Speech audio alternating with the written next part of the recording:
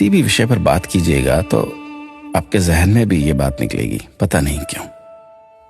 खाने को सादा दाल रोटी होती थी, लेकिन फिर भी किसी को खून की कमी नहीं होती थी, पता नहीं क्यों।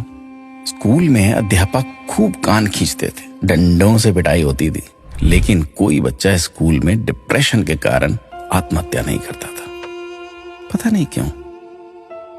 बचपन में महंगे खिलौने नहीं मिलते थे, लेकिन हर खेल बहुत आनंदित करता था, पता नहीं क्यों।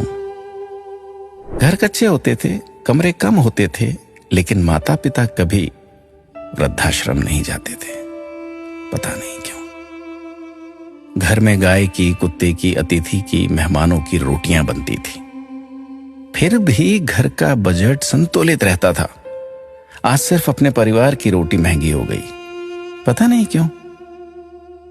महिलाओं के लिए कोई जिम या कसरत के लिए विशेष साधन नहीं थे, फिर भी महिलाएं पूर्ण रूप से, संपूर्ण रूप से स्वस्थ रहती थी, पता नहीं क्यों।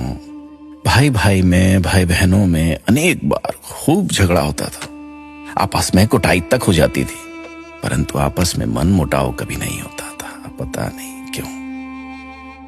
परिवार बहुत बड़े होते थे, पड़ोसियों के बच्चे भी दिन भर खेलते थे, फिर भी घरों में ही शादियां होती थी, पता नहीं क्यों।